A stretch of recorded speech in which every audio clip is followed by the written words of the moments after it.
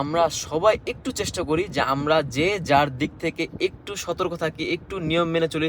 দেশটারে সুন্দর করার পাশাপাশি আমরা নিজেদের সুন্দর করি। আমরা নিজেরা অসুন্দর, দোষ দেই সরকারের, দোষ দেই নিয়ম শৃঙ্খলা, দোষ দেই পুলিশের, সবারই দোষ দিয়ে লাভ নেই। এত মানুষের দোষ দিতে গেলে আপনি দোষ দিয়ে শেষ করতে পারবেন না। নিজের দিকে দোষটা দেন, নিজে ভালো হন, দেখবেন যে আস্তে আস্তে এরকম করতে করতে আমরা সবাই ভালো হয়ে গেছি। তখন দেশটা এমনি সুন্দর লাগবে।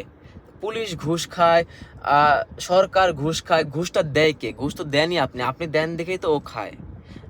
আপনিও সমান অপরাধী, যে খাচ্ছে সেও অপরাধী। আল্লাহ তো বলছে সুদ যে দেয় সে অপরাধী, সুদ যে খায় সে অপরাধী, ঘুষ যে দেয় সেও অপরাধী, ঘুষ যে খায় সে অপরাধী। আমি সকালবেলা বের হইলাম মোটরসাইকেল নিয়ে, আমার বাবার মোটরসাইকেল, আমার লাইসেন্স নাই, আমার মাথায় হেলমেট নেই, রাস্তার মাথায় পুলিশ ধরলো, ওকে 500 টাকা দিয়ে আমি ছুটে গেলাম।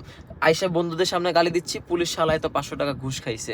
বাট আমি যে খালি হেলমেটে বেরোইছি ওইটা আমি কাউকে বললাম না। দোষ হলো পুলিশের, পুলিশ ঘুষ খাইছে। তা আমরা আমাদের দোষটা দেখি না। এই দোষটা আমরা নিজেদের দোষটা যেদিনকার থেকে আমরা আমাদের চোখের এই পর্দাটা সরবে যে হ্যাঁ দোষটা আমার, ওই দিন থেকে আমরা আস্তে আস্তে ভালো হইতে পারবো।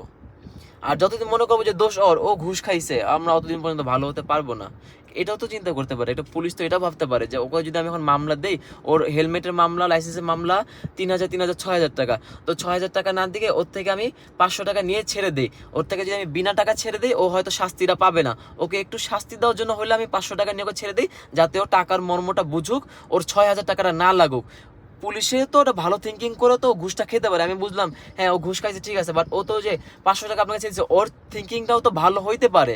তো আপনারা কেন সবসময় শুধু খারাপটাই ভাবতে হবে? একটু ভালোটা আমরা ভাবি, জীবন সুন্দর হবে আমার মনে হয়।